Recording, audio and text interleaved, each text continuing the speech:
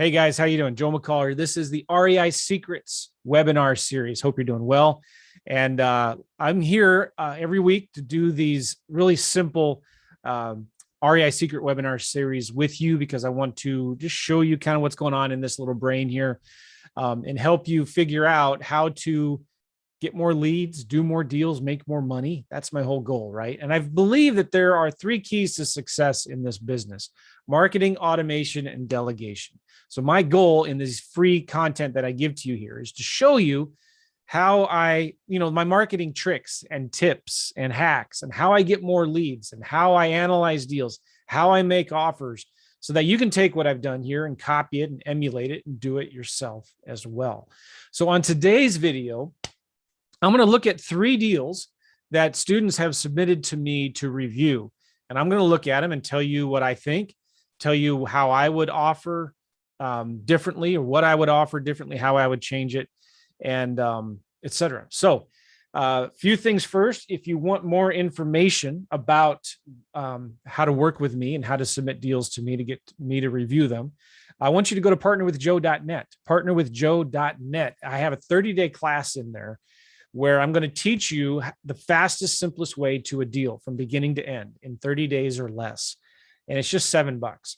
So if you go to partnerwithjoe.net, you'll be taken to a page where you can download a free version of my offer calculator software. I'm going to show you that here in this demo and in a couple of deals that we look at. You get that for free. But when you join Partner with Joe, it's just $7. You're going to get access to the pro version, which lets you calculate not just 2 different cash offers, but 2 different lease option offers, 2 different owner financing offers. It's a software that you get free access to as part of the Partner with Joe program. But I'm also going to be teaching you in this program how to find deals, how to do deals, even in a difficult, crazy market like we're in right now. There are still motivated sellers out there. There are still deals to be found out there. And I want to help you find every single one of them that you can. All right. So on today's video, again, I'm going to be walking through a couple deals that were submitted to me in advance. I'll just kind of tell you, I'd probably say 90% of the deals that get submitted to me to review are not deals yet, but they're so close, right? And every time a student submits a deal to me to look at, either to partner with them on or to lend them money on or whatever, I'm so happy and proud of them. I'm like, yes, congratulations, number one, for even taking that step, for making the offer. Like, that is awesome. Congratulations to you guys that are making, doing the marketing, submitting the offers, making offers, right? And following up, because that's where the deals come from. You're never going to do a deal unless you make an offer. And you virtually will never do deals unless you follow up. So when you follow up, it's so much better and easier to follow up with the seller that you've made an offer to in the past. A lot of times sellers, they just need time to cook. They're not ready to take your offer yet. I mean, their expectations are up here. They think the value is up here, but the price is really down here. Sometimes sellers just need some time to cook. They need some time to think about it and to realize, oh crap, I'm not going to be able to sell it for that. Or, this house needs way more work than I thought it would need. Or there's not all of these, they hear the market is hot, but nobody why has this house been sitting on the market now for 30, 60 days? I'm going to have to go in and fix it all up. And I don't want to do that. And they're going to remember you because you've sent them an offer and you followed up with them. So you're doing 2 things here that most of your competition is not doing. Number one, you're talking to at least 5 sellers a day. Okay. And number 2, there's 3 things here. Number 2, you're making an offer to every seller you talk to. And if you go to partnerwithjoe.net, this software is going to help you make simple offers. Okay. So number 1, you're talking to 5 sellers a day. Every single day you're talking to sellers, right? And number 2, you're making an offer to every single seller you talk to. And that's super easy. Don't be intimidated by that. It's really easy. And number 3, you're following up with every single seller you make an offer to every 30 days, because that's where the magic happens. That's where the money happens. Marketing, automation, delegation. All right. So number 1, you get your marketing going out the door. So it's giving you leads every day. You talk to 5 of those sellers, right? And you have the automation in place where you can make simple offers, or your virtual assistants can make these offers for you. And then you have the automation and the delegation in place where the follow-up is getting done for you in spite of you. Okay. That's my whole goal here with REI Secrets. And if you want to learn more about that, just go to partnerwithjoe.net, partnerwithjoe.net. All right. So let's look at this. I'm going to try to share my screen here. And if you're with me, some of you guys some of you are with me right now on Zoom, and some of you are watching me live on YouTube and Facebook. So if you can, some of you are listening on the podcast. So hello, all you podcast listeners as well. I'm going to be showing you guys some things on my screen here. So if you're listening on the podcast, please go to my YouTube channel to watch this video of me doing it later. So I'm going to share my screen right now, and hopefully this works. All right. So when you go to partnerwithjoe.net, you're going to first see this page here. This is a way you can, this will give you a simple way to calculate some offers. And my AC is on. I got to turn it off. I'm freezing. Hold on one second.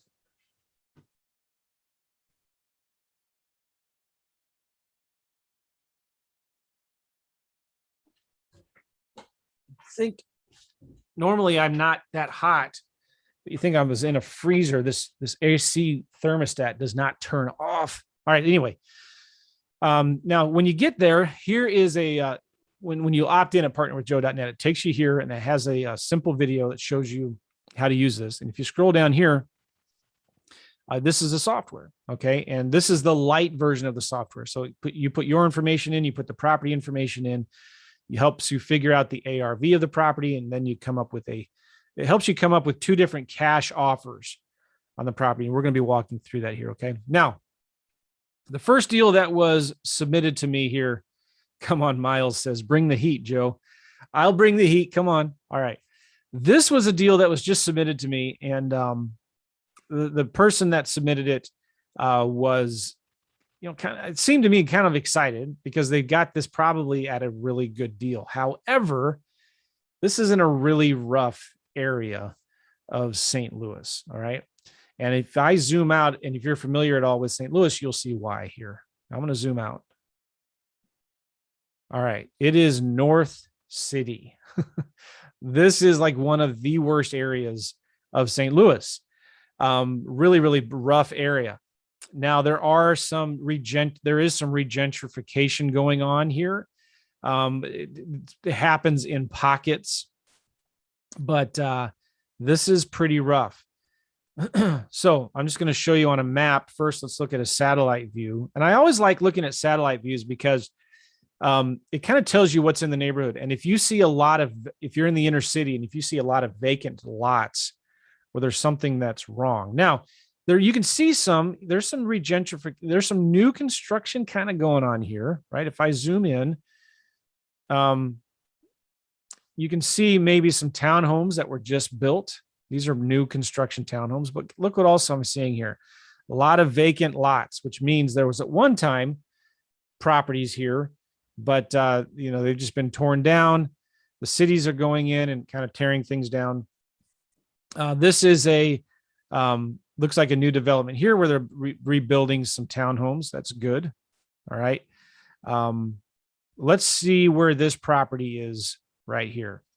Okay. Let me copy this address, put it in again here. All right, there it is. It's right there, this property right here. Now, a good sign is there's some new construction right up here, and there's some new construction right here, but you still have some industrial area here. This is one of those areas that you got to be careful driving in these neighborhoods. Okay, let's go to the street view. And this street view was taken 2 years ago. So granted, things might have changed a little bit, but this is what we have here. Vacant lot. They're tearing down buildings. Maybe this is right in the middle of, part of the demo. Maybe this building has been demoed too. All right. So this is the building right here. Yes, it needs a full gut rehab. It's a historical building.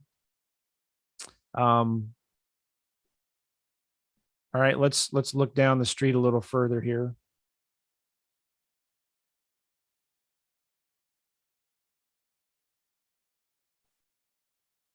Just looking at the neighborhood, this is what's across the street. This is the building right here.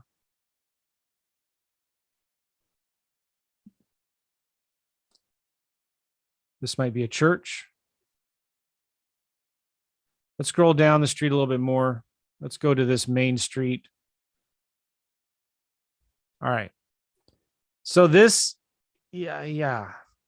I told the student of this particular deal, I have zero interest in partnering on this deal, but I wanted to show you guys in an area like this, and there's the Arch, St. Louis Arch. It's a funny story. I was just going to the Dome. See this dome right there? This is it used to be called the Edward Jones Dome, where the St. Louis Rams used to play football. I was following Apple Maps to get to the Dome, and just a week ago to go to, I forget what it was. Oh yeah, the U.S. Olympic gymnastics trials were in St. Louis, and I won't bore you with the details, but Apple Maps actually took me way out of the way to get there, and I actually drove through this street, through this neighborhood to get there. This was just a week ago. And so I know this area firsthand because I was just there driving through here in a backwards way to get to the stadium. And it was like, oh my gosh, I don't know if I'm ever going to trust Apple Maps again, because Google Maps had me going there a better, more direct route. Apple Maps had me going through this area. All right. So anyway, let's look at the details on this property. If you go to propstreamjoe.com, this is one of the reasons why I love PropStream, is you get so much detailed information on this. Again, propstreamjoe.com. They're going to give you detailed property analysis, and I'm going to show you here. I'm going to show you what I would offer, and I'm going to show you how I would come up with that offer. And one of the main tools I'm going to use is PropStream, propstreamjoe.com, and I'll show you why. Now, this property was sold in October 2018. So it's been owned for 2 years and 7 months by this W&W real estate company, which is based out of St. Louis. So this is a local St. Louis company that bought this property about 2.5 years ago. And let's see what they bought it for. They bought it for $130,000. I'm not sure what I messaged my student to see what he got it under contract for. So I don't know the number yet. But, almost when it comes to these kinds of properties, I don't care what anybody thinks the ARV is, what the property is worth. All I care about is one thing. What do my buyers that I'm going to wholesale this property, what do they think it's worth? What are they willing to pay for it? This is such an important concept to understand. What are your end buyers? The company that is going into this neighborhood and buying properties up and refurbishing them, demoing them, rebuilding new townhomes and something like that. What do they think the property is worth, and what would they be willing to pay for it? That's all I care about. And if I want to, so this is why in this area specifically, you have to find your buyers first. Write this one down. That's a writer downer. You've got to find your buyers first. It's so much easier to shop for what buyers want than to sell them what you have. And if you've got a property like this under contract and you're trying to sell them what you have, you're going to have a much harder time. If you're in this area, and this student who gave me this deal is from out of town, and so he doesn't know this area as well as I do. And granted, but this is the same thing no matter where you're doing deals, in your own market or virtually in other markets. You've got to know what your buyers want. Can picture, making a bowl of spaghetti and walking out into the street and trying to sell people your bowl of spaghetti. You're not going to get many people that want to buy it. But imagine instead getting a pad and paper out and saying, hey, I just took a new job with Uber Eats, and I'm going to go, do you want something to eat? I'll go get it for you. Okay. And you take their order and then you go get how much easier would it be to sell food by taking people's orders and then go getting what they want, or making it and then trying to sell them what you have? So it's much easier to sell people what they want than what you have. Write that down. So in this case, who are the buyers that are buying these things? All right. And I'm going to show you how to find them. And what would they be willing to pay for this property? Now, this may be a good area. This is a good high traffic street. People are taking this street to go to the Jones or the Dome right there. Not much goes on there anymore, by the way. It's kind of sad. they might be taking this road to get to the Arch, or there's a big casino right there. So here's some pictures. This is obviously a piece of work. Could this be a townhome? Could it be okay, my student just responded to my Facebook message about this. I'm going to message him right now. What did you get this under contract for?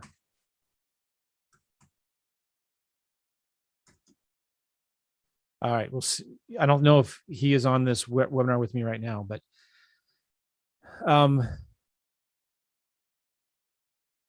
you can see there was some brick on this, but the brick fell off. I'm not sure what's going on there. Maybe they were trying to add the addition on and they didn't finish it.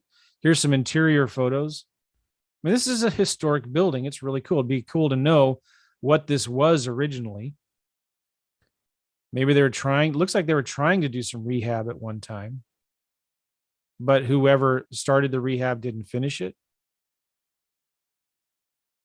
I would imagine somebody that's going to get into this thing and fix it, finish it up, would be somebody that would turn it into like an apartment, like a small apartment or something like that. All right. There's a lot of potential here, yes, but it's still in an area that's rough. It's hard to find the contractors that are going to be willing to put in the work to do any work there. Why? Well, it's hard to find a contractor that would.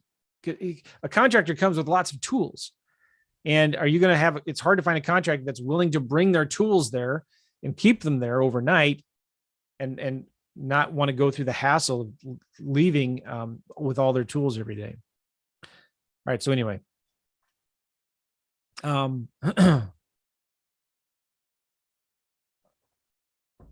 this was somebody's asking why was there a number on it.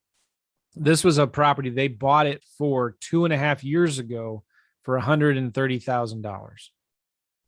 They bought it a year and a half ago, or 2.5 years ago, for $130,000. Okay, so this student got it under contract for $185,000. He just messaged me. He got it under contract for $185,000. So whoever bought this is trying to wholesale it themselves. And my guess is they thought they could fix this thing up and sell it. Maybe they put some work into it. I don't know. And they thought they got a good deal out of it, but then they realized, this area isn't turning around as quickly. I don't know. So they're trying to make a little profit on it and sell it. And so my student got it under contract for $185,000. He wants to wholesale it. All right. So I don't know. I think this is a tough deal. One of the things you can do here is you can look at, okay, this company, what else are they buying, right? And if you click on their address here or click on linked properties, this is a company, they own 64 properties. They have open loans of about 4.3 million. The total value estimated is about 11.4 million. So this is a serious player, maybe, that's buying a lot of properties. And so you can see all the different properties they're buying in here. And if you had the time, you could go in to see what's going on here. And it could be that this is a company that bought a lot of homes in a certain area in hopes of, and I'm looking at the addresses here. I might even know who this person is. Looks like they're buying a lot of homes in certain areas in the hopes of getting a bunch of properties that they can tear everything down and rebuild a brand new development or a big, huge commercial property in this area. And I don't have the time right now, but looking at all of these addresses, a lot of these are in the same area. And it's telling me that maybe that's what they're trying to do here. And there's a couple big companies in St. Louis that are doing that. They're buying up tons of dilapidated properties in the hopes of getting enough in an area they can tear everything down, get a big commercial business in there to redevelop it and turn it into a big commercial area. So, for whatever reason, they don't like this property anymore. They're trying to sell it and get rid of it because maybe it's outside of the area.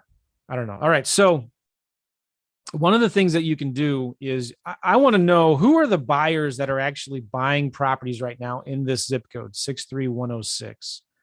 So one of the things that you can do is you can go to Redfin. I like Redfin for this reason. I'll show you in a minute. And let's just put in that zip code right there, 63106. And you can see it's right in this area here. And our property that we're looking at is right there. This is a tough area. All right. I'll show you what is actually for sale right now in this area. You've got this place for 19. Let me sort this by price. They're selling this for 19,000. This is a vacant lot. Maybe it's been on the market for 353 days for 60,000. Another vacant lot for 60 grand. So they're trying to sell vacant lots for 60. One of the things I think about is in areas like this, they're trying to sell these vacant lots for 60 and they're not selling. Maybe a vacant lot would sell for 30 grand. So I would offer, when it comes to infill lots, man, my offers are so ridiculously cheap. I would probably offer $1,000 for an infill lot here, $1,000. And then you might even be asked, you got to be careful because you might, once you own these things, the city will be on you like white on rice. And to cut the grass, to keep the riffraff away, you'll start getting fines and penalties if you're not taking care of the vacant lot. You have to fence it off. If there's vandals coming around, you're the one responsible. So you just got to be super careful. Now, some of these are like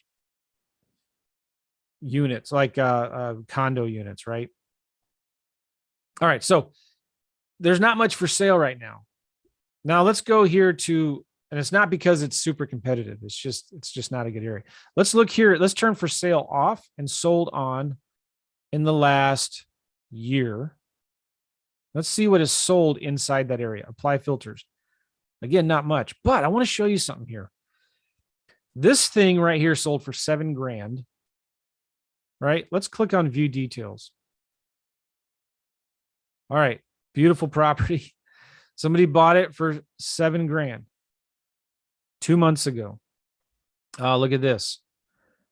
I like this. Can you see this here? I'm going to zoom in. Listed by Alexia Anderson, Rome West Realty, and bought with Edgar Rea, Berkshire Hathaway Select. So who do you think I should call? I'm going to call both of them. But this is what I'm suggesting you do. Like, let's Google Edgar Rea. All right, there he is right there. Well, you know what? There's his phone number right there, right in Google. He is in St. Louis, Missouri. That's maybe his office or something like that, the Berkshire Hathaway office. Call him and call that number, or you can look at his page here. Young, ambitious guy, younger guy, right? Who's hungry. Usually, how do I say this delicately? Like, usually though, the people that are doing a lot of deals in these worse areas are they're more of the hustlers, the guys that are out there working hard, trying to make it happen. What was I going to say? It's kind of like they're normally the beginning realtors, the ones that are just new in the business, and they're the more hungry ones, I guess is a good way to put it. Here's his mobile number. All right. I would call this guy up and just say, hey, Edgar, I saw that you sold a property recently on, let me zoom out here, on North Florissant, and you sold it for 7 grand. I'm wondering, I got another property maybe under contract not too far away. I was wondering if your client might be looking for more deals like that. Would your client be looking for something? And you just want to tell them, I got this property. I'm thinking about, depends on how you want to do this. You tell them the address. I'm either thinking about buying it and closing on it, or maybe just selling it. I want to know if your client might be interested in it. I'll let you represent me and you can get both sides of the commission. Whenever you're talking to a realtor, you're always talking to them about getting both sides of the commission. So you can get the listing, you get the buyer's agent commission and the seller's agent commissions. Okay. But I just need to know, what would your buyer be interested in buying this property for? You want to find out from that agent, and maybe even because once the agent understands, be honest with them, right? But once they understand what you're doing and they have some interest in the deal because they can make some money. They have a client who's already buying things there, is looking for more. they're going to be honest with you and tell you, okay, well, you know what? I know that area, that property. Yeah, it's a big, it's somebody was asking about the address. Why is there multiple numbers? Um, there's like, it's like a multi-family. So there's different addresses for that one building. Anyway, they're going to tell you, yeah, you know what? That's right. In that it's on the right side of the street. It's on the wrong side of the street. There's a developer I know that's looking to buy some more properties up in there. I just want to know from this realtor as I'm talking to them, what do you think I could sell it for? Okay. Do you have any buyers that are interested in this? What would they pay? Then when you find out what that buyer would pay, you go back to the seller and offer 10 grand less. It's as simple as that. All right. So now I'm going back here, call this guy up. I have his cell phone number right there. Tell him what you're doing. Okay. This is just Redfin now, right? Let's go to another property. This one, this is maybe a vacant lot that's sold. You can kind of see where it's red. So these are some vacant lots, right? If you click on one of them, go to view details. If it was an MLS property, you can go down here and see, here we go. It was listed by Lauren and sold with Tequila Reed. That's a cool name. Oh, look, another Berkshire Hathaway Select. How would you like to be called Tequila? Tequila? I don't like tequila. I'm just saying.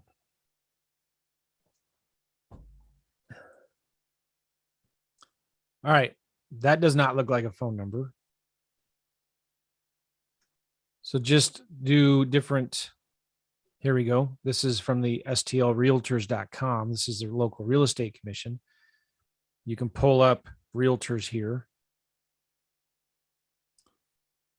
And what was her name? Tequila?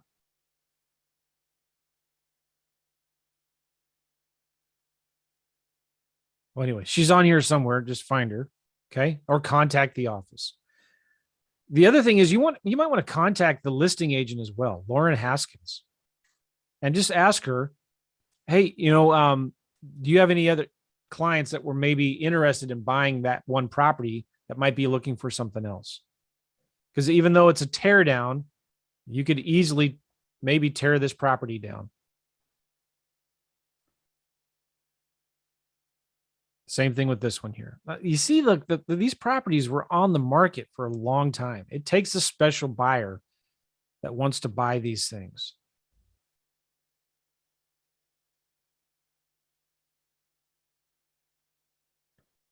And this, yeah, there we go. David McCollum. So just in this little search I've done, I found 3 different realtors, 3 different listing agents, 3 different buyers agents that you can call. I'm telling you guys, this is gold. Call these realtors up. And again, when you talk to them, you tell them what's in it for them. You don't want to, you always approach realtors and other investors and people that you're partnering with in this business. Like, how can I make you more money? How can I bring you more money? All right. Don't just call them to pick their brain. You want to tell them, listen, I got a deal here. I think maybe I can help you make some extra money here. I see you just sold a property recently. You just listed a property recently. I got another deal here. Maybe your client or somebody that might be interested, and I'd be willing to pay you a big fat commission check. Okay. All right. Good stuff here, right? Good stuff here. Now that I would call the solds and I would call the actives. I want to show you one other thing here too. Remember, we're going to go here to PropStream Joe. All right. I want to do a search for, you know what? Well, I'm going to do a couple things here in PropStream. Right here, you can go to comps. And there's not going to be many here because of the neighborhood, but let's go out 2 miles. Yeah, there's only 2. Because of the square footage thing here. So we need to make the square footage better. So in the last year, in a mile radius, okay, that's too many. Let's do 0.5 miles. Let's do 0.75 miles. All right, there we go. We've got 12 comps here, okay? If we look out within 3/4 of the mile, these are all of the properties that have sold from the MLS in the last year. You can look at public records or MLS. Sometimes I like to look at the two and see if there's a difference. Sometimes there's a lot more, but based on if your state is a non-disclosure state, you can see who or what sold these things. So here's 60. Let's just do both. All right. So we've got 74 properties here. You can highlight all of them. All right. And add them, and you can export them from a spreadsheet. You can export them into a spreadsheet and see who the agent was and see who the buyer was. And you can then contact them. You can skip trace them. All right, here's a property here. Let's look at this one. This is a property nearby that's sold from PropStream. And the cool thing that, I just showed you how to do it in Redfin, but the cool thing with PropStream is PropStream is going to give you a lot more information on who the buyer was and who the agent was when this thing was sold. And so I can see 4 months ago, this investor bought this property right here, JMSC, Jaguar Investments. And this was the mailing address. And if I scroll down, get more information, they bought this thing for $5,700. All right. I don't care if it's a different property, right? I want to know, who are these buyers? And I can Google that name if I want, see what comes up. I can go to cash sale. I can see they bought it for $5,700. So if this guy is buying properties for $5,700, you know what? Maybe I should offer $500. I've had sellers accept my offers for $500 before, and I still wasn't able to sell it. I've told a seller sometimes, what would you pay me to buy your house? What would you pay me to buy your house? And they've said, well, I don't know. I mean, what do you mean? No one's ever asked me that question before. I was like, I had one deal one time. I could not give it away. It was in such a bad area, in such a beat up shape. I couldn't pay somebody to buy it. So you just, go ahead and make an offer, ridiculous, $500 with a 90-day contingency on there. And you can find out within 90 days whether you can find a buyer or not. All right. So in this one too, you can go see who the listing agent was many times of these sold properties right here under agent information. Okay. You can see who the listing agent was or the buyer's agent right here from PropStream. All right. So I want to show you something else too here. If we go to 63106 in PropStream, and I may need to search outside of this area. All right. 63106, there are 3,800 properties in that zip code right there. And by the way, see this whole area right here that's brown. This might be an area. I'm trying to look at this here. I'm not sure how long ago the satellite picture was taken, but it says it was taken in 2021. This might be right in that area where they bought a bunch of properties. They tore them all down and they're building a big commercial thing. And I know in this area too, like one of the National Geospatial Technology government agencies is building a big headquarters right here. So this may be part of it. And this may be, again, why some of these investors are buying my properties right here. The property we're looking at is right here. Okay. And this is a huge geospace. It's like a big giant government agency is building a headquarters here. I think this is it. So there's a lot of investors thinking, oh man, we should buy these other properties up in this area because maybe somebody else will develop it. Anyway, again, it doesn't matter what I think the property's worth. I want to know what other investors are buying properties for here. So I could go here into filter. I could say owner occupied, no. Ownership info. I want to find somebody that's bought a property in the last year. Here we go. There's 71 properties that have been sold in the last year in that zip code. I can download this list. I can skip trace them. I can get their letters, their addresses. I can send them letters. I can call them and find out from them, hey, are you looking for more deals here? Okay. There's another cool thing here that I like from the quick list choices called flippers. And here we go. What this does, and there's only 2 of them because this is, again, a tough area, but what this does is in that zip code, it pulls up all of the properties that have been purchased recently by an investor and then been relisted on the MLS. Okay. And a lot of these are either new construction or rehab properties. This may not be a good example. This looks like a new construction. It's just an artist rendering. No, it's a real. All right. Well, here is a real property that somebody bought in that zip code and rebuilt a new home. All right. And you can go here to MLS details. And the owner was St. Louis, Kansas City Carpenters Regional. I don't know what this is. Maybe it's some government agency bought this thing and built it. But here you can scroll down. It looks like it's pending now. It's on the market 343 days. You can see who the listing agent is, Sandra Du Gainey. Okay, there's her office phone number. So call Sandra Du and ask her if her client is looking for more properties to rehab. Okay, so this flippers thing is really cool because it's right here under quick list choices. You can find the people that have bought recently, rehabbed it, and relisted it. That's who the flippers are. And so you want to find out who's the listing agent of those rehabbers are. Call them, call the owners that flipped it. Those are really good. And in fact, one of my favorite areas in St. Louis right now is Baldwin. Whoops. Baldwin, Missouri. It's a big area. Hard to find deals there. And if I go here to filter flippers. Okay, so we already have that. Let me just reset it one more time. Let me go to flippers. Again, propstreamjoe.com is where you can get this. Here are 12 properties that have been flipped. If I click on one of them, they've been purchased by an investor. Maybe this is a vacant lot. All right, so maybe they did some developing. They did some underground work on that. Here's a better example. Here's a property that has been owned for a year. It took them a year to rehab it. And they did a beautiful job. They finally finished rehabbing it. Do you think they're looking for some good deals? Maybe they lived in it for a little bit. This looks like they've actually lived in it. Maybe it was an Airbnb, but it was an absentee owner who owned it. You see the mailing address. There's the mailing address and the property address are different.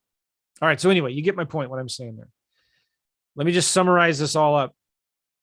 Find out who else is buying properties in that neighborhood and then contact them. Contact the realtors. All right.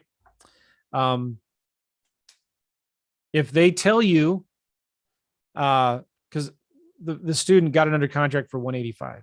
All right, $185,000. If they tell you, yeah, my client would be willing to pay $200 for it, well, there you got a deal. Okay. If they say my client would be willing to pay maybe $150 for it, all right, you got to go back to the seller and renegotiate a price at maybe $125. Then you can wholesale. You might need a double close because it's I don't know if there's realtors involved, but these deals are typically cash deals. Much easier to work on. Cool beans. Any questions on that deal before we move on?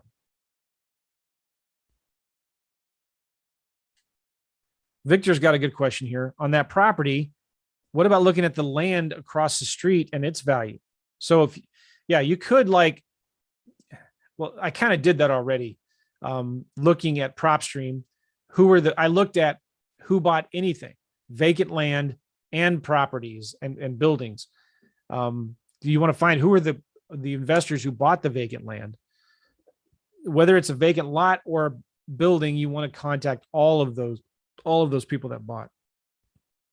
And sometimes these are tear downs, right? So it's not worth anything more than what the land is. Larry Goins, I learned this from Larry Goins a long time ago. When he's doing small town deals, there's a lot of tear downs. And so, or a lot of properties have vacant lots next to them that he's buying. He always offers nothing more than $500 for a vacant lot. And he'll consistently sell them for $5,000. Okay. So it's just, you can make a quick $4,500 making $500 offers on vacant lots. In fact, I know there's a lot of, this is crazy. Look at this. We're going to 63106.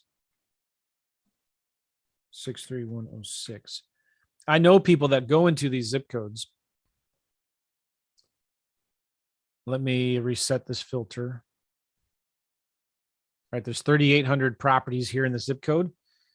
They go here to vacant land. There are 1,600 vacant lots. I don't know why that one's coming up here, but there's about 1,600 vacant lots in that zip code. All right, and they'll download all 1,600 of them and just send offers to all the owners for $500. I'll buy your vacant lot for $500. You might get one out of every 500 letters accepted, offers accepted. So you get 2 or 3 deals out of this. Okay. You buy it for $500, or what's better yet, because especially in this area, what I would do is I would have a 90-day contingency period for due diligence. 90 days, you get 90 days to close. Then I would re-put that property, put a sign out there, put it on Facebook Marketplace, maybe list it on the MLS with a flat fee broker or something like that for $5,000 or maybe $3,000. Okay. And you can also sell these vacant lots on terms. I know guys that do this a lot, especially in smaller towns, maybe not in the inner city, but in smaller towns, you find these people who own little quarter-acre lots. You make them an offer for $100, $500, and you turn around and you sell it for $5,000 on terms for maybe $100 a month. Okay, and they just, those are little cash cows that come in, and you only what do you have to lose? You have $100. Okay, you got to pay some property taxes, but you can sell them on owner financing and get payments. And a lot of times the neighbors of these vacant lots will buy them just so that they can have that vacant lot. Nobody else will build on it or whatever. But it's such a steal. You can sell them really easily. I just gave you guys $1 million idea right there. Find maybe a better zip code than this. Get all the vacant lots. Doesn't matter if it's a quarter-acre lot, quarter of a quarter acre, 1/8 of an acre lot. I don't know. Mail offers at $100. Just mail them stupid offers. You're going to get 1 out of 100, 1 out of 500 offers accepted. Give yourself a 90-day contingency to resell it, to do your due diligence, and sell it on owner financing. Get $50 to $100, $200 a month. You'll be shocked. There's a lot of people that are doing that in small towns. It's pretty crazy. Let's just look at this one, for example. This is a vacant lot next to some building. Let's see if I can look at it on a map. All right. Let me just pull this property up in Google Maps.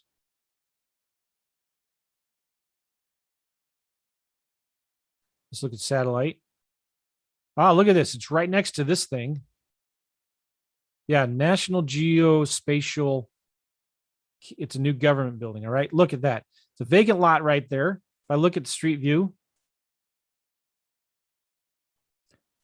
this is a boarded up building. There's a vacant lot right there. Who knows? Buy it for $100, maybe sell it to whoever owns this property. But I'm not going to close on it until I find a buyer for it. I might be able to find somebody that would pay $50 a month for it. Maybe somebody buys this one and they just want to own this one next to it.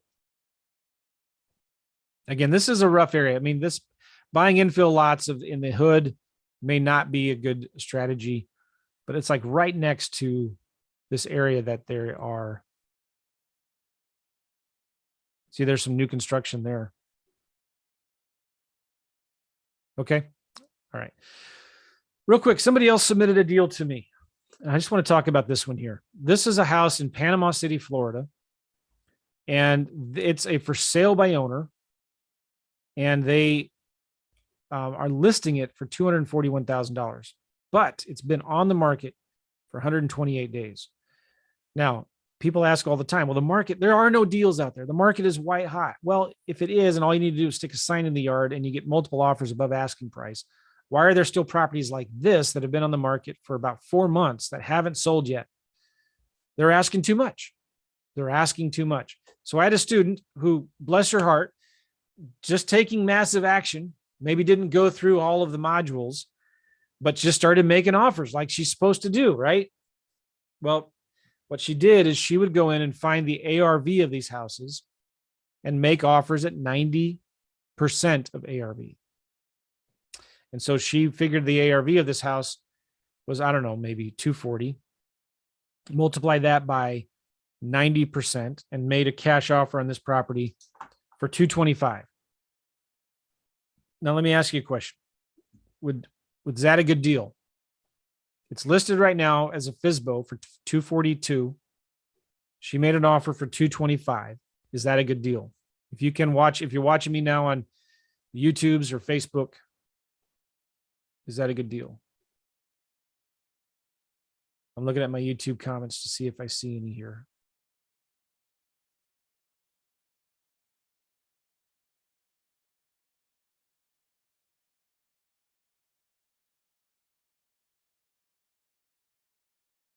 I don't see any comments. All right. I'm seeing the Zoom chat comments here. No, no, no, no. Too high.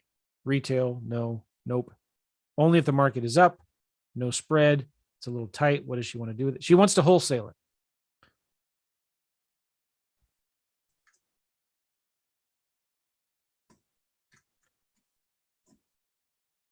If you're watching me now on YouTube, and I know you are because I can see you all, type something in the comments, please. Let me know. All right. So, no, it's not a good deal, right? Because here's the thing. If she were offered 225 and she wants to wholesale it, what is she going to have to sell it for?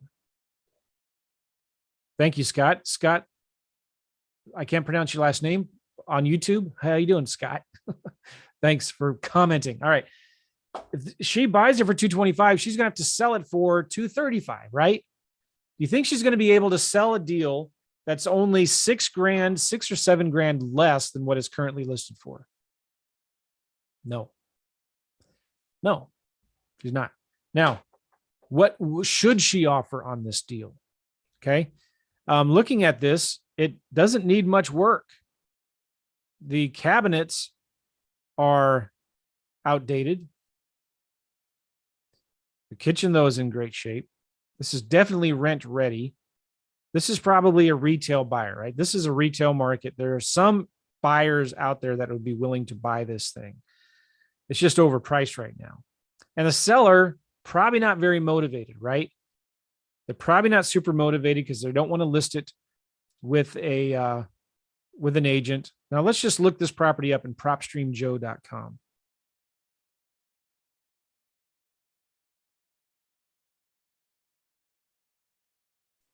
This is why I love PropStream Joe, because you can look up these deals anywhere in the country. I'm in St. Louis, and here I am looking up this property in Panama City, Florida, which is a great market. And let's look at details here. The seller has owned the house for 19 years, almost 20 years, and they have estimated equity here. They have a lot of equity in this house. They just think it's worth more than it is. They think it's a hot market. They're reading the news. They're seeing all these other neighbor houses selling fast. They should be able to sell theirs fast as well. So you can see here mortgage and transaction history. They have a mortgage from 2001 of $67,000. They're estimating the loan balance today to be about 38. So there's last sold in 2001. Okay, so there's a lot of equity in this deal, which means what? The seller might be willing to. Here's the thing. I might go to the seller and say, I could get you 225, because this is what I told the student. You're going to need to go back to the seller and either cancel this contract or renegotiate a lower price, or tell the seller, I might be able to get you 225 if you'd be willing to maybe let me rent it from you for a couple years first. Or maybe we could do some kind of owner financing, or I can just take over your mortgage payments. Or this is even better. You could say, Mr. Seller, I can't pay you cash for 225. It's just not going to work. But what if I could get you the same equity you would get if you sold with a realtor? Would that be fair? What does that mean? If I could get you the same equity you would get if you sold with a realtor, just looking at rough numbers here, I'm going to get my calculator out here. So if they were to fix this up and sell it on the MLS, they could probably sell it for 235. Okay. 235. After commissions, carrying costs, closing costs, all the various costs associated with selling, they're usually, in a normal market are going to walk away with like maybe they're going to pay about 15% in a normal market. In a hot market like this, they're going to pay about 10%. Okay. So if we list it for 235, they're only going to probably walk away with 90% of that times 0.9. So they're going to walk away with about $211,000. And let's say they owe, if we looked at PropStream here, I think, what was the number here? There it is. They owe mortgage history. They owe about 40,000, let's say. Okay. So, they're going to list it for 235. They're going to walk away with 210. I'm going to multiply that times. I'm going to subtract 210, 40,000. So their true net equity is about $170,000. All right. What if I told them I can get you the same equity you would get if you sold with a realtor, if you just wait a little bit for it? Okay. So what you do then is you would buy the house, you make an offer to take over the existing loan, and their estimated payment is about $450. You say, all right, I'm going to give you your $170,000 in equity in 5 years if you're willing to wait for it. If they say, no, I want some of it now, they want 25 grand now, you could say, all right, well, instead of giving you 170 grand for your equity, I'll give you 150 grand for your equity and I'll give you 25 now. And so, no, let me rephrase this. I'm going to lower the amount of equity I'm giving them for the more money I put down up front. So I'll say, all right, I'll give you 150. If you want money now, I'll give you 150 grand of your equity. And this is how it'll work out. I'll give you 25 grand now and the other 125 grand in 5 years. You understand what I'm saying there? So you could give the seller some options. And this is where you take over the existing mortgage. This might even be a deal because that mortgage is so low. If they want to just pay it off, you could bring a private investor, use that private investor's money to pay off the existing loan. You want to make sure that the cash flow numbers work. So there's a lot of different creative ways you can do this. But I just wanted to show you a couple of things here. Number one, how you can, what kind of cash offer would you make on this? And then maybe what are some of the other creative things that you could do with this? So on this, if you go to partnerwithjoe.net, you're going to be taken here and you can get my free offer calculator. When you get there, you're going to get this, and you're going to put in some information here, your company name. This is a software that's going to help you make some quick cash offers. Okay. Your company name, Joe Home Buyers LLC, your name, Joe Buyer, your business phone number, 800, da-da-da, da-da-da-da, fax number, da-da-da, da-da-da, I don't know what. And then your business address. I got one there. All right. Website, if you have one, ESPN.com. Next. This is where you want to put the seller's name, and you can get that from PropStream Joe. Seller's name was John and Charlotte Nokito. All right. And you can I'm not going to put the property address in here. You can do that. Okay. I pick the state, Alabama, do a zip. And you put their mailing address, city, state, zip. Okay. Next. Now, why are we doing that? Because it's going to fill out some a proposal. Zillow's Zestimate. Now we need to figure out the ARV of this property. And the way I figure out the ARV, or the after repair value, is I just use the numbers I get from Zillow, PropStream, Redfin, things like that. So Zestimate is $214,500. $214,500. PropStream Joe said it's worth right there, $198,797. $198,797. All right, let's go. What about Redfin? Let me copy this address one more time. Let's go to Redfin.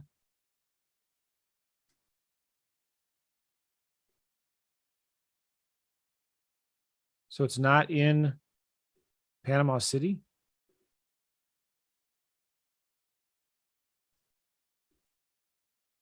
All right, so Redfin doesn't have a number. What about Realtor.com? Redfin is not in every market.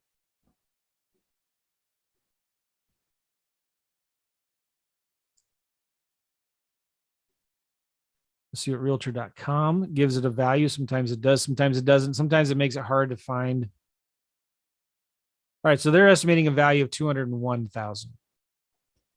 There's another way you can do this. I'm going to put that in here now before I forget. So you go to Realtor.com, 201. Realtor.com. Oh, I get Redfin and Realtor.com mixed up all the time. Here we go. Right here, if you see more valuations, this is a thing where it tracks your home. And so if this isn't your home, you need to like do a new address here. And what I'm going to do is I'm going to go all the way over here to the right. Okay. And you can see, let me get it right there. You see over there on the left, let me see if I can zoom in. They're going to give you Collateral Analytics estimates 208, CoreLogic 201, Quantarium 189. All right. So it depends on where you put this here. Let's just say Collateral is 208. So you can just type that in. I don't know how to spell collateral. All right. So we average those. And if you can get more, you can from the MLS or ePraisal, if ePraisal is working, sometimes it doesn't. You can see the average is about that. That's what I'm going to go with. The average is 205. That's the ARV I want to use. Click next. Now, what it does here in the cash offer, and this is a free version you guys can get at propstreamjoe.net. It gives you two different methods for cash offers. Method number one is the ARV times a certain percent minus repairs minus your fee. This is your typical Mayo formula. It's been around for 1,000 years. And it works. ARV after repair value times 70% minus repairs minus fee. Now, you may not want, because it's a hot market, it's Florida, do 80%. All right. Square footage on this property, I think we said it's 1982. 1982. We use this to estimate repairs. Repairs, you can, if it's zero, if it doesn't need any work, I do zero. If the seller says it doesn't need any repairs, I'll do 5. You can choose different amounts here. I'm just going to say 0 because looking at the Zillow pictures, it's ready to go. Now, if you wanted to rehab it, you might want to update the countertops, maybe put carpet on the floors. So if you wanted to, maybe do $5 a square foot. So 10 grand. Wholesale fee, you always want to make at least 10 grand wholesale fee on these deals. Okay. So here we go. Method 1 cash offer. It's going to be $144.90. But there's another method I like to use for finding cash offer, and that's the average of the lowest solds times a certain percentage. How do you find that number? Well, I like to use PropStream Joe again. So let's go back into PropStream. Do I have the property right here? Yeah, here it is. So if I click on comps, this is cool because it looks at the last year within 15 or 20% of the square footage within a half mile. And we have 41 comps here. This is good. I'm going to sort this by amount. Now you can look here. Some of these, wow, what's going on here? 25, 25, 30, 40, 50, 78. I don't know. Maybe we could do a shorter distance, 0.25. Sort it by amount. So some of this is vacant land. You see that? So I'm going to change this to property type. Let's make it single family. There we go. So these are just single family, sort it by amount. All right. Now, what I like to do sometimes is I sometimes throw out the really, really low outliers. So I'm just going to take 100, 125, 150, 155 as my 4 lowest. I'm going to average them. So what I do here is I'm going to do 100,000. Oops. 125. And what was the next one? 150, 155.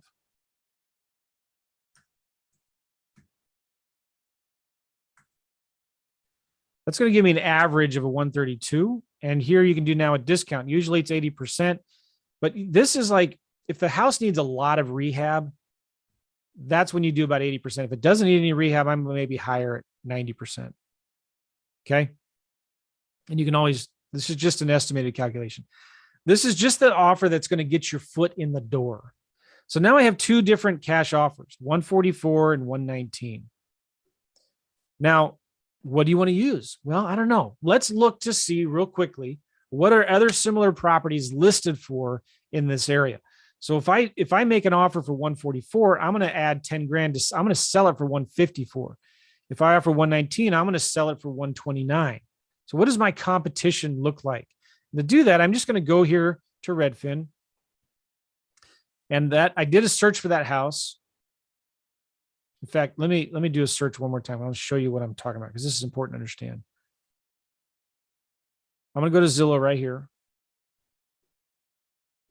I'm going to paste in the address. I'm going to search for that house. Here it is. Brings it up. Now, when I X out of here, that house is going to be right in the center of that map. And I'm going to click remove boundary. And I want to see all the other houses that are currently for sale right now.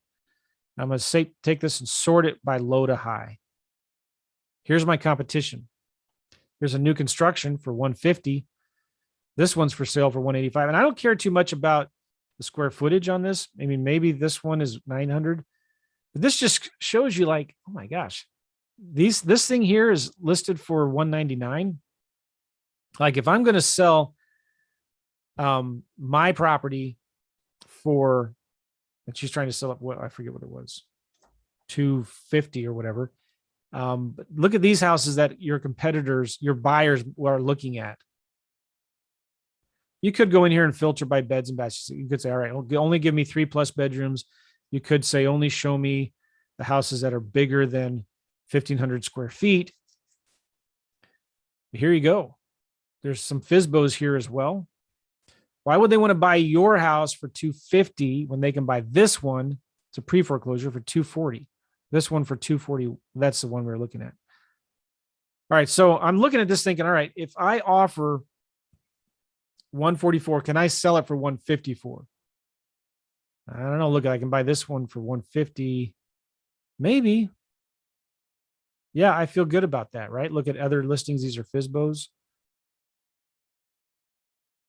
All right. So I feel good about that. I'm going to go with a higher number. I'm going to offer 144. And I'm going to put down $1,000 earnest money. I'm going to give a deadline of Friday. Okay. You click submit. And this free software is going to give you an offer right here. If I click this, it's a PDF. And this is what I can send to the seller. This is what's really cool. It's got the seller's name and address up there. The sheet of paper is worth 144. Let me zoom this in a little bit. Okay. And this is what I'm going to send to them in the mail, in an email and in the mail. My website, ESPN.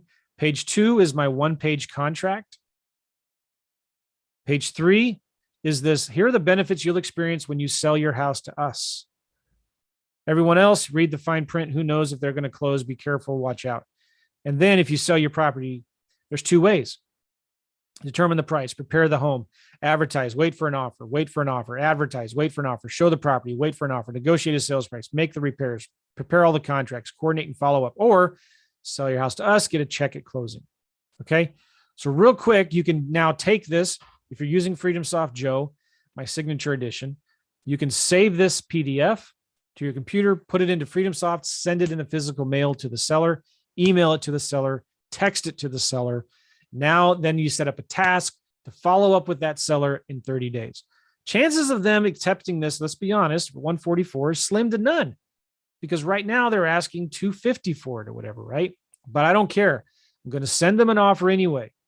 Now, this offer for 144 is definitely better than the offer for 225 if you're going to wholesale it. Now, you might, again, be able to offer the seller 225 as a wholesale deal. I'm sorry, you may be able to offer the seller 225 if you can get it as a lease option or an owner financing. Now, when you go into my course, Partner with Joe, you're going to get access to Hang on here. I got to open it up. I should have had this open before we started. You're going to get access with Partner and Joe into my main software for offers. And I'm not going to have time here to show. Maybe I can find it here. Hold on here.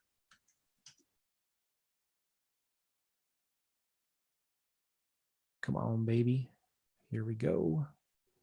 Boom. Let me go here. Okay. When you become a Partner with Joe member, yeah, you have my main software right here. And this thing will help you come up with a lease option offer and owner financing offers. Okay. You come up with 2 different lease option offers and 2 different owner financing offers, which is super awesome. And then what it does is it gives you a proposal so you can give them what I like to do, especially in this situation. I like to give the sellers options. I say, all right, I can pay you 144 cash, or I can get you 200 as a sandwich lease option, or I can get you 225 with owner financing, principal only payments or whatever. And it gives you then an attachment to this, which explains what a lease option is, explains what owner financing is, and explains that what are the benefits for you. Okay. Let me look here in the Zoom chat to see if there's any questions or comments. Peter says here, I'm new to the owner financing lease option strategies. I wanted to know if both are legal in Texas. I'm excited about the partnership with you. Cool, Peter. So in Texas, you can't do sandwich lease options, but you can do lease option assignments. So you can assign or wholesale lease options in Texas, but you can't do sandwich lease options. And you can also do owner financing, land contract, subject twos all day in Texas. For sure. Those are great deals. Are my letters and contracts and forms reviewed and compliant in all 50 states? Regina, I can't answer that because I don't know. And it depends on who you ask in all 50 states. I have students in all 50 states that have done deals using my contract, but I always recommend you find somebody who can review your contracts, whether you use mine or anybody's. Even if you're using standard realtor contracts, you should get an attorney to review your contracts for you. Yes, you can't do sandwich lease options in Texas, Jerry. You can only do them for 6 months in Texas, but that's all right. Just do a land contract or a contract for deed. It's just different paperwork. You call it something different. I teach you how to use those different strategies in my simple lease options course in Texas. Now you can do lease option assignments all day in Texas. Okay. Cool. Now I know I'm way over my time. One of my students who's on here asked me to review a deal in Huntsville, Texas. Let's just look at that real quick here. I'm going to look it up on Zillow. 7 Sycamore Lane, 77320. All right, this is a property that is pending right now for 125. All right, the student said the ARV is 294. First thing that I look at this thinking, well, maybe not. The Zestimate says 119. How did you get the ARV to be 294,000? And this is similar to the other deal that was submitted. Yeah, this needs work. It needs updating. But if you're going to wholesale this deal, you got it under contract for 125, you're going to have to sell it for 135. Do you see the problem? If you got this under contract for 125, it was on the market for 33 days. You're not going to be able to sell it for 135 if they couldn't sell it for 125 in 30 days. So, you just look at this and think, all right, if I'm going to sell this thing to a wholesaler, I'm going to need to sell it for 100 maybe. So I need to offer 90. This is where I would look this property up in PropStream, propstreamjoe.com.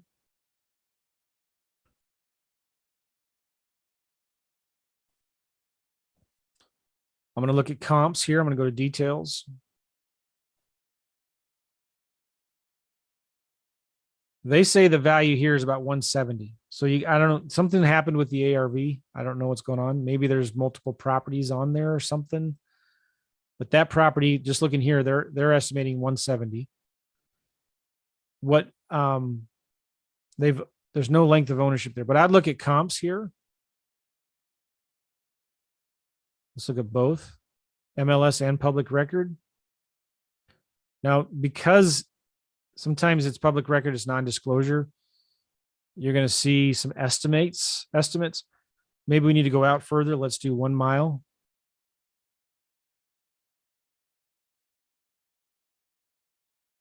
All right. So I'm looking here, just not spending too much time looking at this, but I see 105, 132, 154, maybe 175, 180. So I would take, if I was going to make an offer, I need to be somewhere down here. I'm going to, again, they're trying to sell it for 125. If I want to wholesale it, what do you think about what your buyer's going to look at? Your buyer's going to look at this and say, wait a minute, you want me to buy it for 135 and it was just listed for 125. I'm out. But if you can advertise it for 100 and your buyer looks at this and says, oh, wow, it was listed on Zillow for 125. I can buy it for 100. I might be interested. So you got to look at it. How can I make this deal attractive to an end buyer? There's 2 ways you can do that. Make sure you're advertising it significantly less than what they've last advertised it for.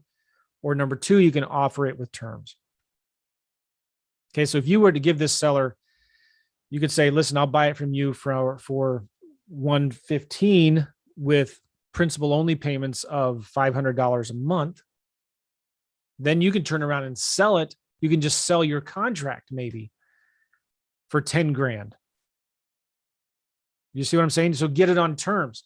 I would make this seller, I would make a cash offer for 75 is what I would do. I'd make a cash offer for 75 and I'd make them an owner financing offer for 125 with principal only payments of $500 a month until paid. Okay. Then I would turn around and I would sell that deal. I would just sell the contract to another investor in the area. And how would I find those investors? PropStream, which is what I showed you before. So I would sell my contract for 10 grand. All right.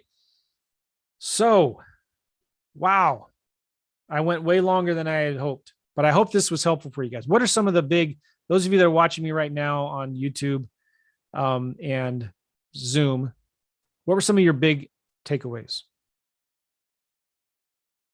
Okay. Author's asking a good question here. How do I get out of this contract? The sooner the better.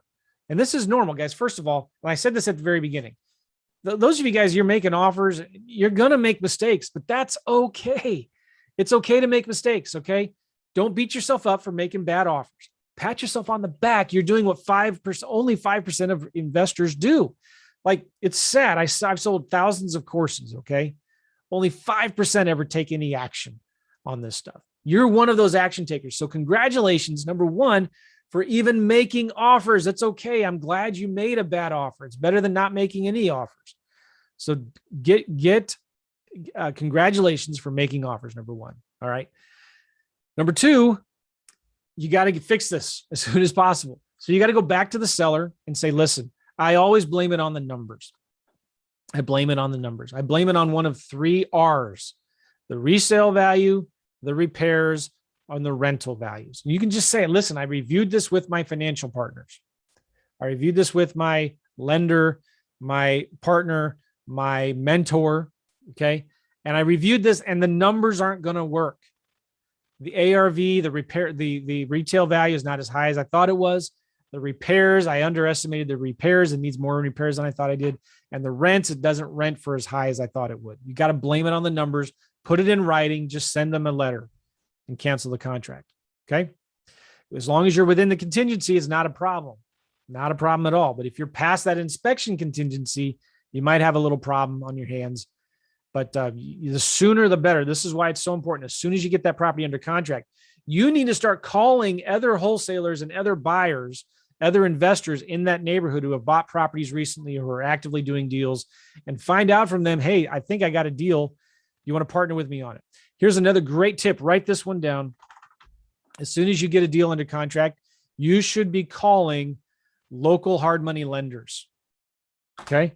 If a hard money lender would not lend money on this deal, it's not a deal and you need to back out of it. Okay. And then you tell this hard money lender, listen, I got this deal. If you will lend on this deal, maybe you have a buyer on it. I'll pay you a $3,000 commission, fee, whatever, if you market this deal to one of your buyers. That hard money lender knows who all the players are in that local area, right? And you tell that hard money lender, I'll give you $3,000 if you can sell this to one of your buyers. Also, now you can take that deal when you're advertising it and marketing it. You can say, I already have the financing in place. I already have a hard money lender that will lend on this deal.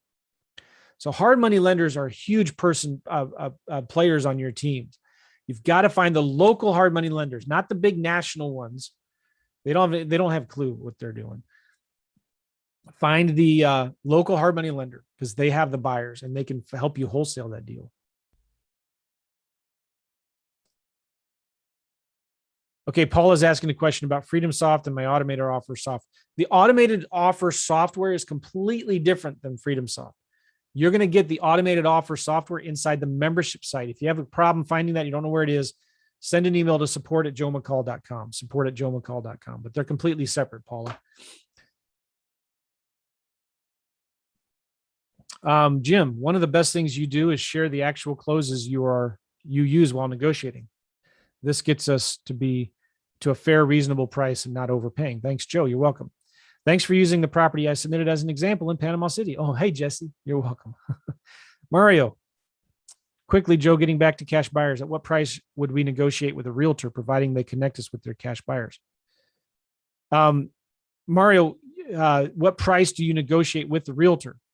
You got to work that out with the realtor. If a realtor is going to be bringing you buyers, that realtor will also tell you what their buyers would pay. So I would just tell the realtor, listen, and be honest with them. It's okay to tell them this. Listen, I'm a new investor. I just bought some late night infomercial course on how to get rich quick overnight. Okay. To make a joke out of it. But I got a deal that I think you or one of your clients might be interested in, but I don't know. I don't know what I'm doing. I'll be honest. I'm brand new at this. And so I got a motivated seller who's got this property they've got to sell. And I want to know if you can bring me a client, one of your clients to buy this thing, I'll split the deal with you 50-50. I'll pay you $5,000 in commissions, $3,000 in commissions. Okay. Then that realtor is going to bend over backwards to try to help you with this thing. Okay. They may tell you you're crazy. You'll never sell that thing for $175. Okay, great. Thanks for letting me know. What could I sell this for? And do you have any buyers you can bring to me and we'll split the profits on this deal? I'll pay you commissions, whatever. And most of these deals are going to be cash deals. It's not a big deal. And they'll help you wholesale this. Okay. You can do the same with other wholesalers that are already doing deals in these markets. I'm laying down gold. Are you picking up what I'm laying down? Are you smelling what I'm stepping in? As one of my friends likes to say. Good. So real quick, what are some of your big takeaways from this? Sandra, make offers, be proactive, do something every day. That is absolutely right. And Jesse, pat yourself on the back. And Frank, the other one. And the other one was Arthur.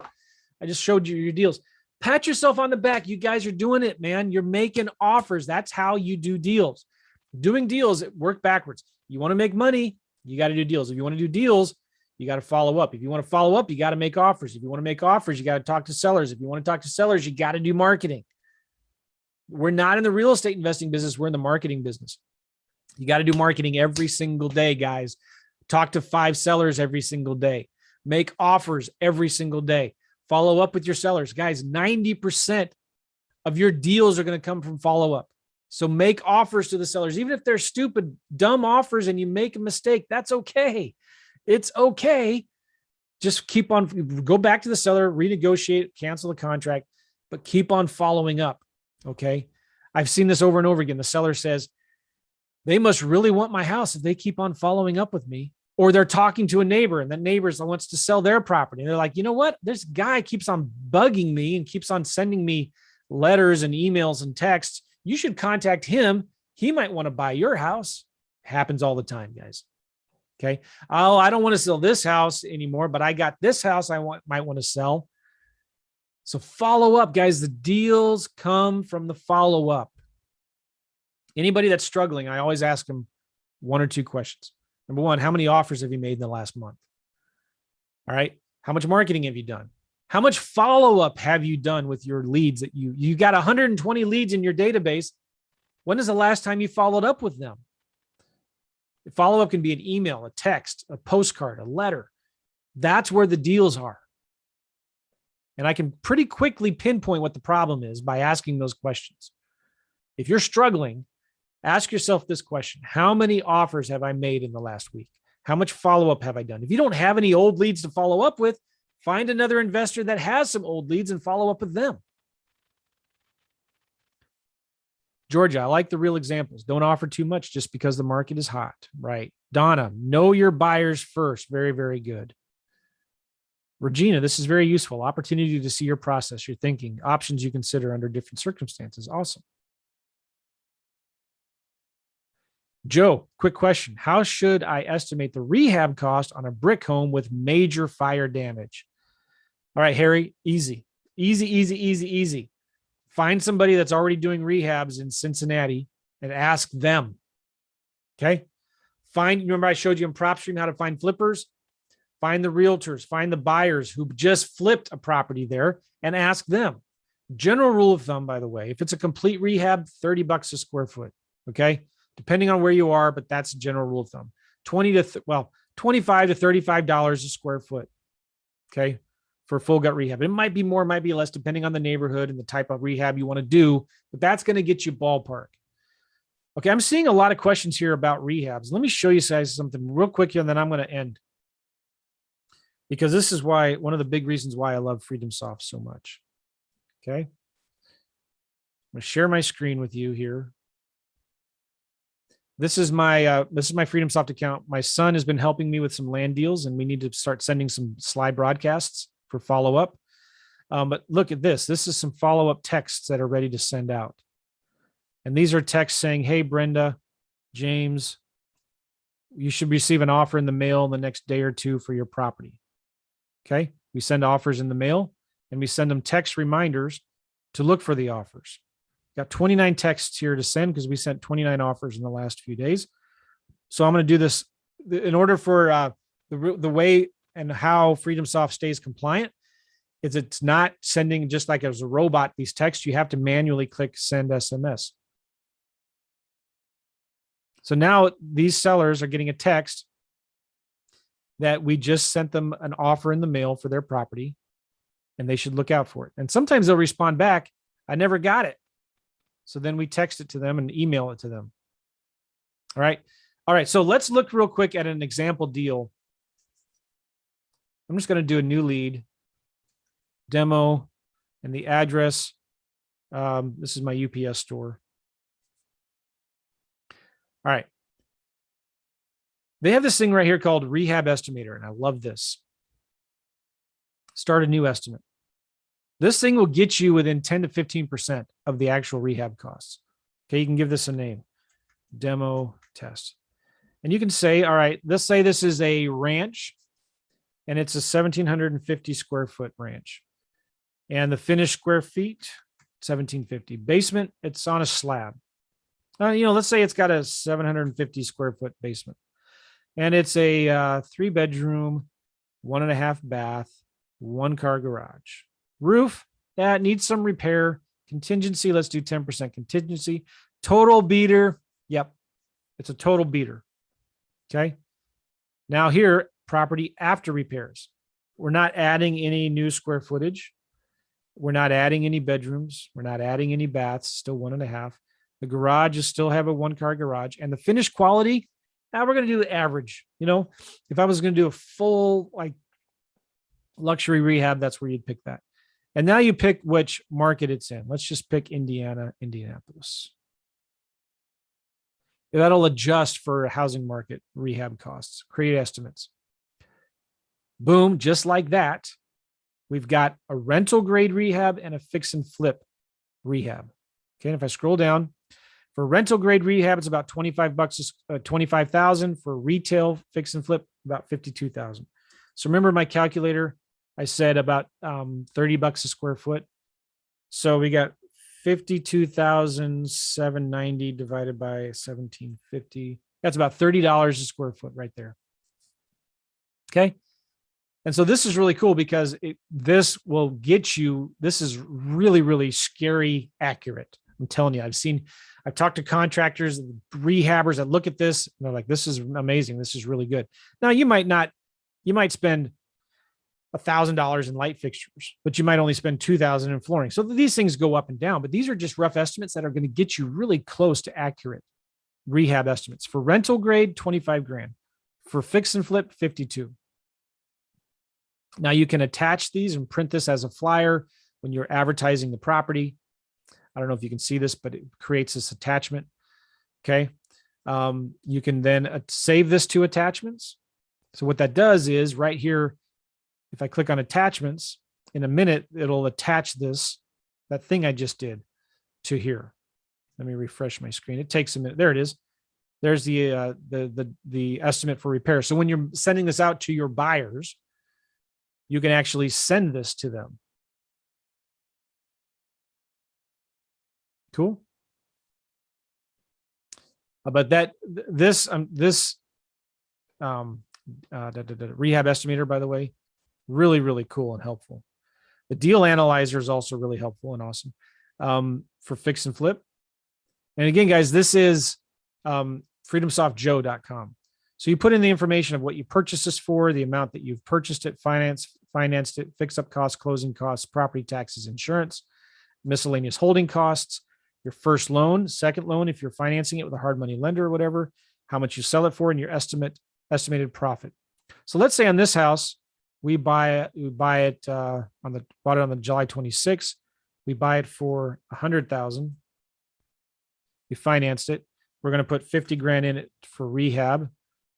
And you can make that part of your second loan or first loan. Let's just say we're paying cash for the fix-up costs. And we're going to have $3,000 in closing costs. We've got $3,000 a year in property taxes and $1,500 a year for insurance. Well, for just the project, $1,000 for just the project. We've got maybe $200 a month in utilities, maybe $100 a month or $200 a month in unknown miscellaneous holding costs. So our total project cost is this. We're going to get a first loan for that offset. I don't know what that is. The down payment, let's say we have to put a 10% down payment down. We're paying 8% interest on that money. No points. Second loan, we're not doing any of that. So we're going to sell it in September 22nd. The ARV after we fix it up, $225. We're going to pay an agent commission 6%. We're going to have $3,000 in closing costs. We're going to do 1% seller concessions. Boom. So our cost of sale is that. Run deal analyzer. And here we go. So our total project cost is 156. We're financing 90. Cost of sales 18 grand. It's going to last 2 months. We're going to need 66 grand in cash. Our total estimated net profit on this deal is 50 grand. Cash on cash return, 31%. Obviously, this is a really good deal. All right. But you can go back here and change some of this. If you say, all right, well, we're going to sell it for maybe 210, run deal analyzer. Okay, now our cash on cash is 23%. Our net profit's 35. That might work.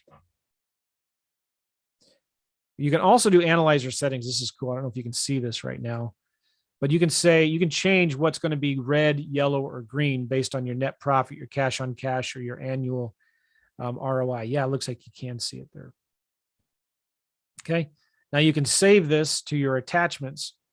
And when you're sending this out to your buyers, there it is, a fix and flip analysis. You can send this as a PDF to your buyers, potential buyers, to show them what they could potentially make on this deal. All right, all right.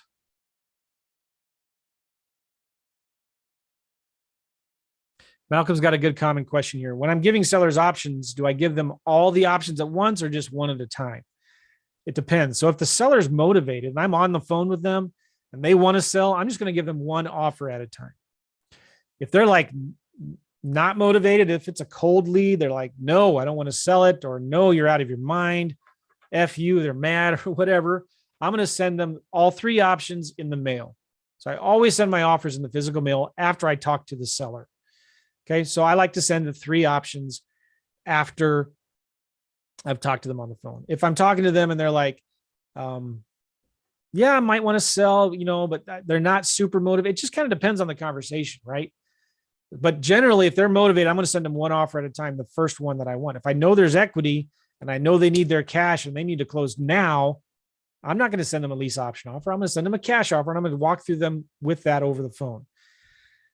If I know there's not enough equity, but there is some cash flow, I might send them just a lease option offer on the phone. If they're like, no, I'm not, not interested, then I'm going to send them an offer in the mail, follow up, and I might do all three options.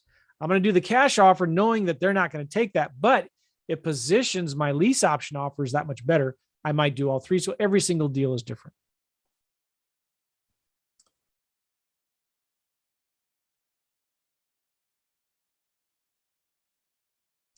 Gilbert, I don't know if he answered my question. I am on module 18. I'm partnered with Joe. Should I stop simple lease options and focus on partner with Joe? Okay. Gilbert, good question. Simple lease options is my class. It's my flagship course. That's my main program. It teaches you how to do lease options subject to owner financing. Partner with Joe is just cash deals. Partner with Joe teaches you how to do wholesaling, traditional wholesaling. Okay. You need both. Okay. You need both, because if a seller says no to your cash offer, you need to offer them something else. You can offer them a lease option.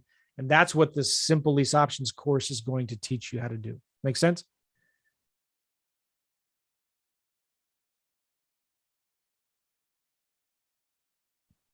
Good, guys. I appreciate all the kind words. You're giving me some really kind words here.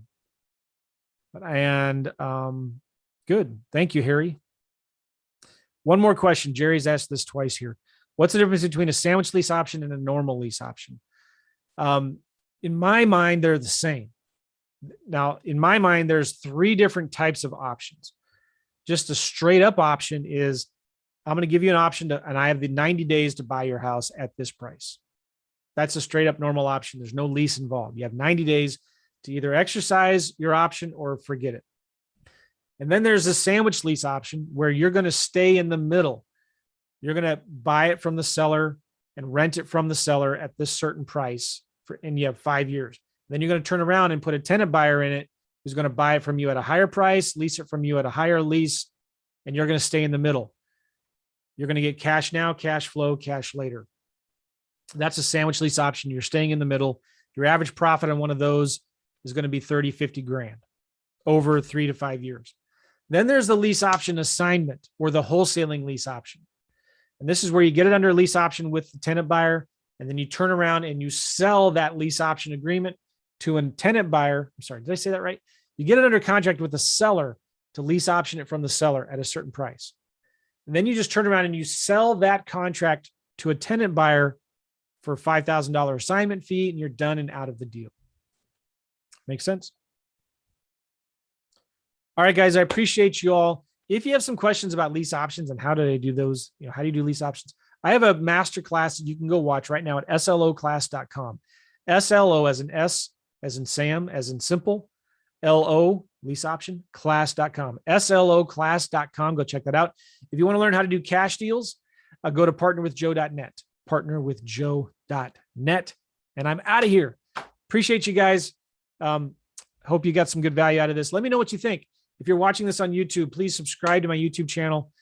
Comment down below. Give me a thumbs up if you like this. If you're listening to this on a podcast or on Facebook and you want to see all the other REI Secret videos I've done, go to my YouTube channel. Just do a search for Joe McCall and you'll find it there. Appreciate you guys very much. And we'll see you.